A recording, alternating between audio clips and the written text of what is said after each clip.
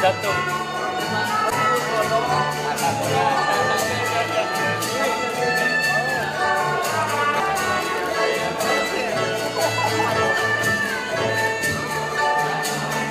Datuk Peng Peng.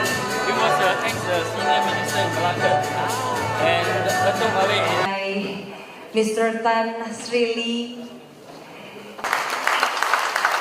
And next,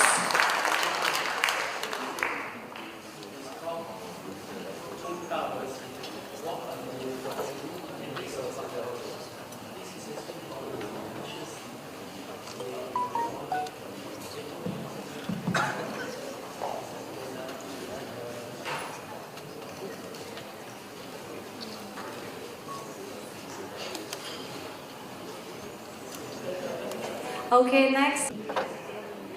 Once again, ladies and gentlemen, please give an applause.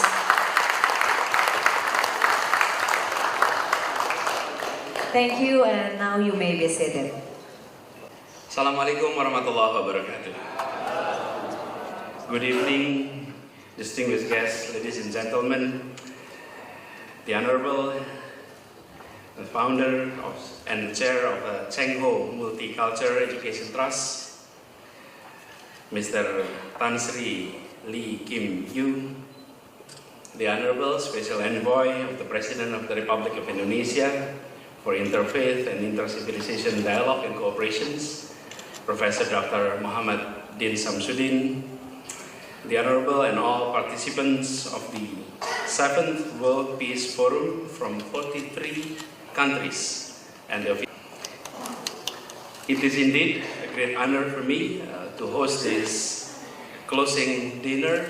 I told Pak Din that a few years ago I had the privilege to participate in this forum.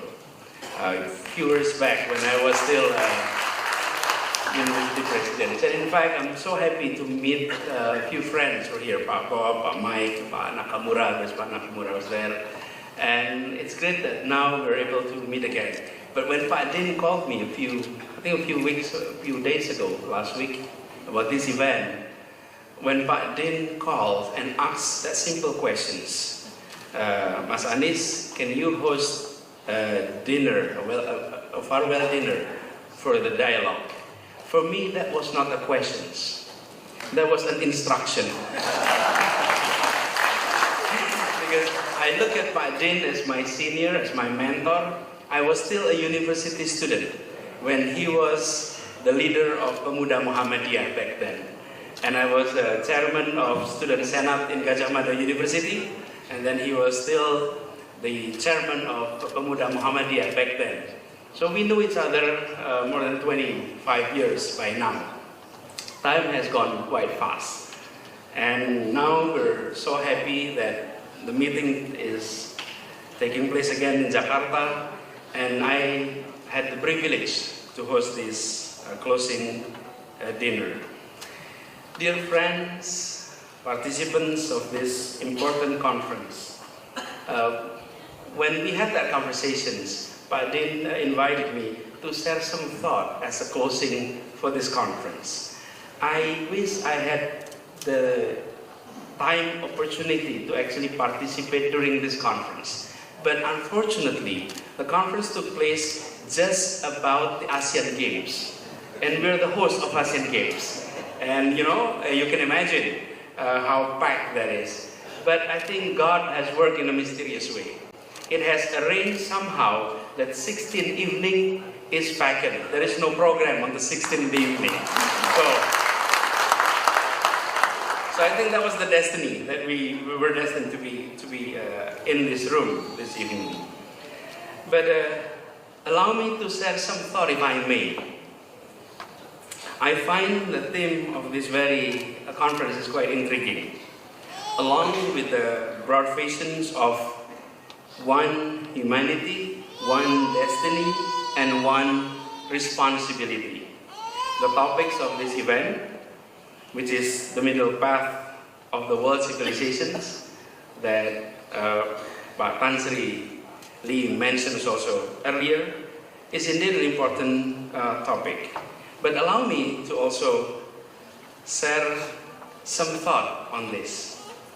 Let me begin by sharing a finding that was made about 2 years ago. Legal Group, 2 years ago, pronounced that they have picked up and recorded the sound of 2 colliding black holes. This was in 2015, 2016.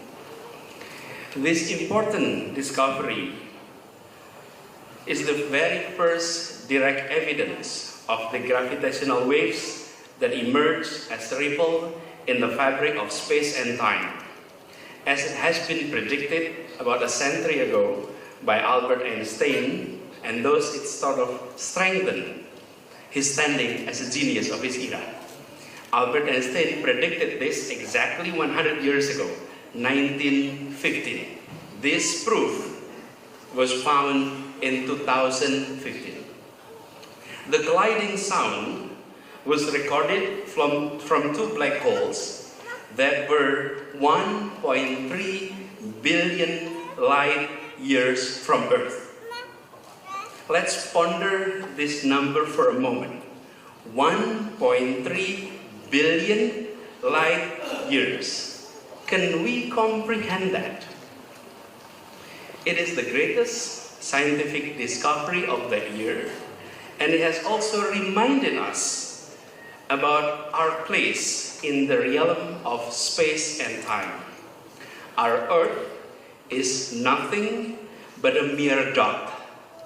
It's a grain of sand in the vastness of an infinite desert.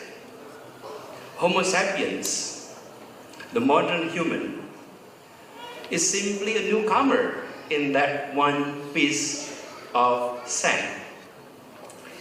If Earth is 24 hours old, then we, the human, were here only less than 1 minute.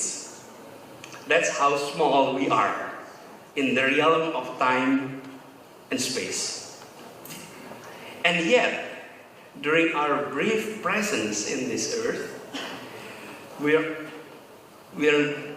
one note here, we are the only known species that have attained realizations of their own positions within the universe. And those, on the other hand, this shows how significant human presence in this universe. For such a young species, we have brought major changes to our Earth.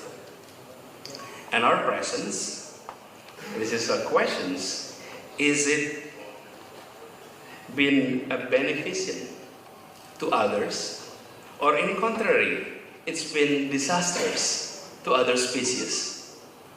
And not only to other species, we have often been a disturbance for other human beings. And it is true, our standard of living have improved significantly. We know that life expectancy is longer today. Various deadly diseases were eradicated. Wealth discrepancy between nations have narrowed down, but wealth discrepancy within nations has widened. But we are increasingly seeing that conflicts between humans, be it sectarian conflicts, be it political conflicts and others, were rampant. And we need to do something about it. And therefore, allow me, in this opportunity, in the capital city of Indonesia, the place in which we are gathering today, this evening, is the center in which the idea of unity was founded. Indonesia is a nation of more than 700 spoken languages, of more than 400 ethnic groups in this city. And it's about 2 kilometers away from where we are today. That was the first gathering in 1928 that had decided that we are going to form one nation, and we agreed upon 3 things: one country, one motherland, and one language. We'll talk about it later on. And also, about 500 meters from where we're gathering, that was where the Constitution was drafted. And next door, which is the Embassy of the United States today, was the place where we drafted our first international negotiations. This is the center. And therefore, allow me to set two foundations to contribute to the discussions of this conference. We have two solid foundations. Number one is language. Indonesians have decided to adopt one common language. It may look simple today, but imagine in a country of 700 spoken languages, agreed to speak one common language, and the common language that was decided was not the language of the majority. It was the language of the minority, adopted as the uniting language of everyone in this archipelago. That was a courageous breakthrough. I cannot imagine how would a representative from the Javanese ethnic coming into this conference and agreed to adopt a language of not theirs, in which in terms of number they're the highest, and agreed to adopt the language of Melayu at that time. And then I imagine if they come back to their hometown and people are asking the simple questions, why did you vote it? Why did you agree to others' languages instead of ours? It was very courageous. And with that, we're grateful today that even though we are often experiencing trouble, differences, conflicts, we can sit on the same table, speak in the same language, and we need no interpreter to solve our conflicts and differences. That was clearly a breakthrough. And the other foundations is the idea of equality for everyone. When we had our independence, 1945, we had about 128 local sultanates, kingdoms across this archipelago. What's interesting is the founders were highly educated, coming from the aristocratic class of our society, and yet the nations that were the republic that they founded clearly sent a message that this is no country for the privileged. This is for everyone. Everyone could become anyone. So today we are seeing, and we are so grateful that our democracy, what we are experiencing today, had these two solid foundations. Language as the uniting factors, equality on the other hand. So when we are practicing democracy today, it didn't start in 1998 when we had our reform. It started about 100 years ago when all of these foundations were all created. Therefore, the other message is this is a long-term project. This is a long-term endeavor. And everyone who are here gathering this evening, we are embarking on a journey that is long-term. Your engagement in this very effort is no short-term engagement. This is a long-term engagement. However, one day, our children and the children of our children will remember this kind of meetings, and they would be saying, we are so grateful to inherit this thinking about the middle path that we are now discussing this evening. So allow me to also set the other aspect that is perhaps important for our discussions. Indonesia was also created from ideas. Indonesia was not created through bloodline, it's through ideas and through educations, through participations in various different organizations and education institutions. And it is an idea that we all believe in. This is another aspect that is also critical, that whenever we believe in our approach of middle path, then the challenge is how can we communicate all of this in the language that is understood by today's generations.